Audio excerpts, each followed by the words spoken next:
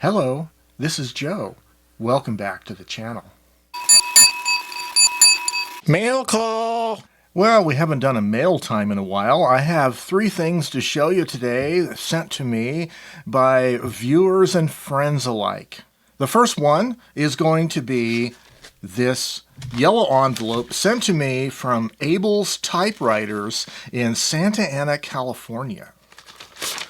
First of all, we have a very nice letter with some embossing and some hand-drawn art. Dear Joe, I've become quite the typewriter collector over the last few years. Your videos definitely helped me stick with the hobby. Thank you very much. I've been a maker and a design enthusiast for a long time. I couldn't find typewriter logo pins anywhere, so I decided to start making reproductions myself. Here is a Series 1, Royal, Olympia, and Hermes. I plan on making many more designs in the future and am excited to share these with the community.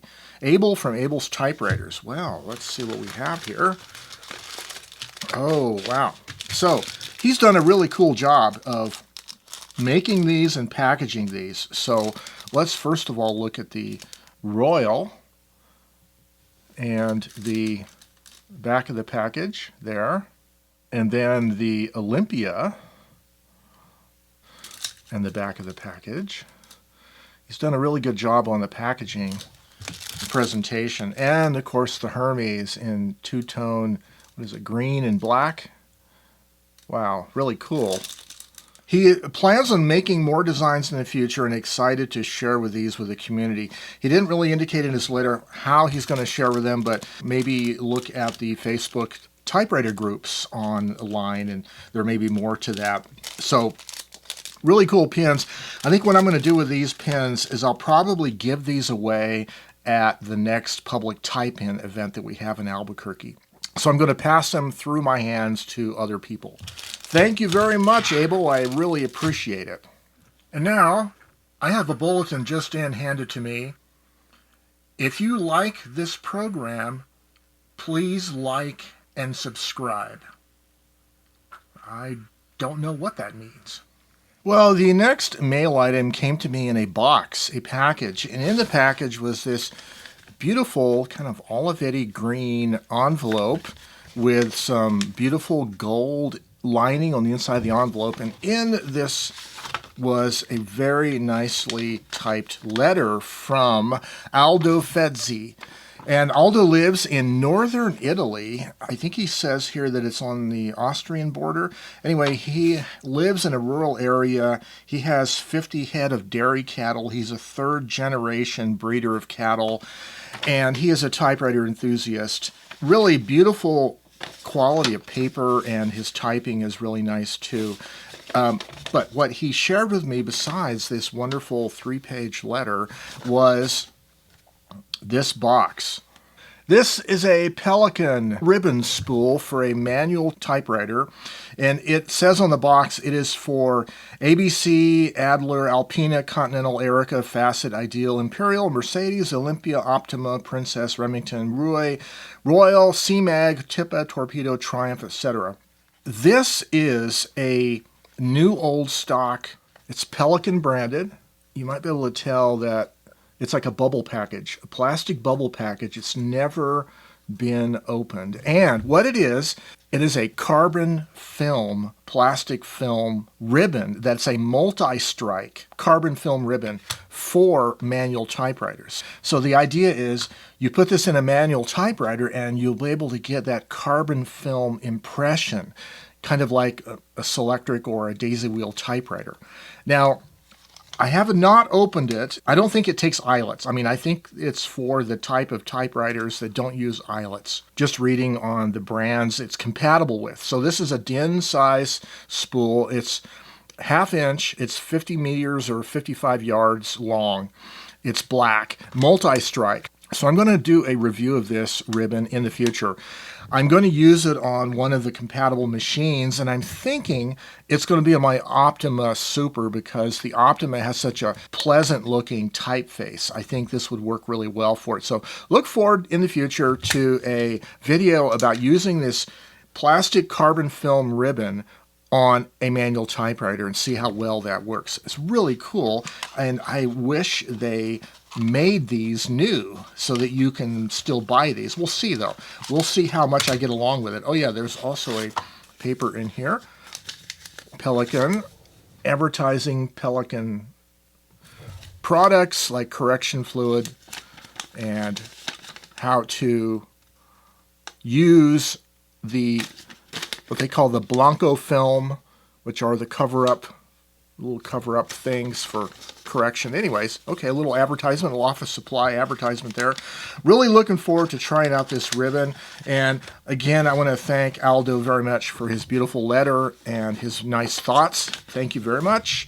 Okay, the third item is a package I got from my old friend Richard, who used to live here in Albuquerque. We worked together for a long time. So, you've seen this already. Last two videos, this one and the previous one. This is the Tiny TV 2.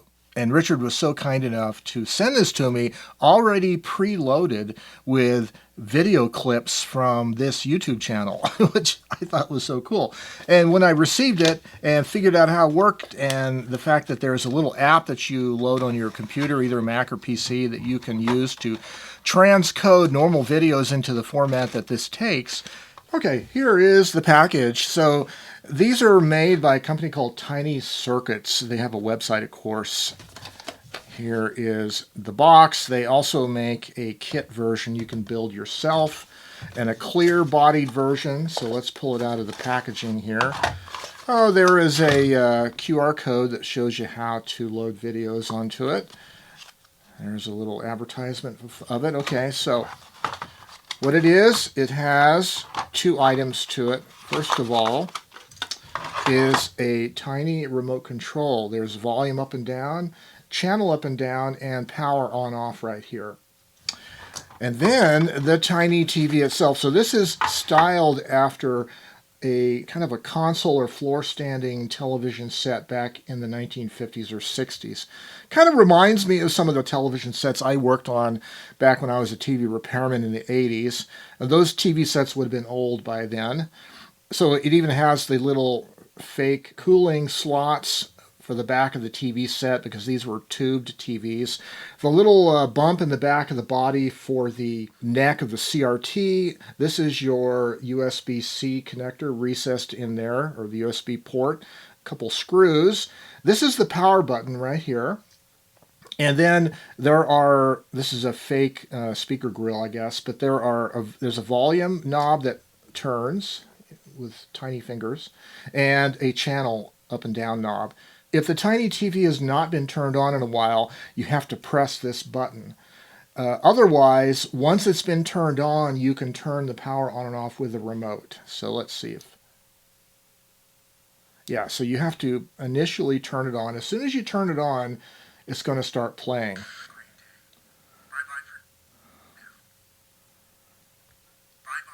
And then you can...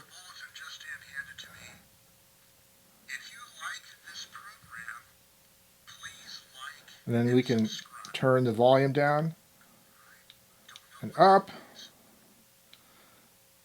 change the channels.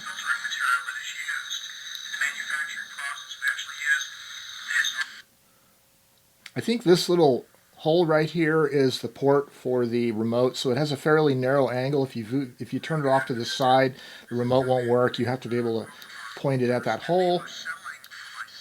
And then the nice thing I like about it is when you turn it off, it has that little dot of light that fades out in the middle of the screen to simulate the cathode ray tube being turned off. I like the spindly little legs right here. That's kind of cool.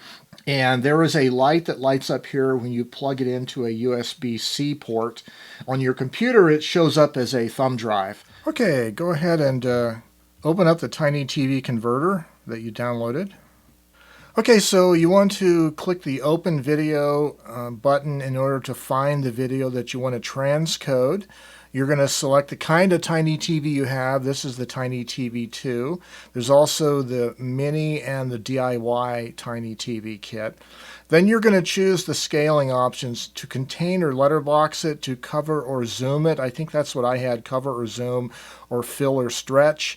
And then click on Convert Video, and that'll open up a box where you tell it where to store the converted file. And that's about it. That's all there is to it for this tiny TV video converter app. As evidenced by the clouds over the Sandia Mountains. Well, thank you for everybody that sends me letters and cards. I have a backlog of over maybe a dozen and a half, like 18 or more letters, and I'm trying to get out a couple letters every day or two, but I'm not super faithful at it. Also, I have a number of correspondents who live in Canada and have written me letters. And of course, right now, as of November 2024, there is a postal carrier strike in Canada. So I will be waiting to reply to those Canadian correspondents until after the strike is done, of course. So that gives me a little bit of a reprieve. Any event, thank you for your faithfulness in watching this channel and for sending cards and letters in. And if you're interested in being a postal correspondent with me, go to typepals.com, sign up to TypePals, and once you sign up and have access to it, you'll be able to find the mailing addresses of myself and a lot of other people around the world who are typewriter enthusiasts and type letters. And as always, stay creative and have yourselves a great day. Bye-bye for now.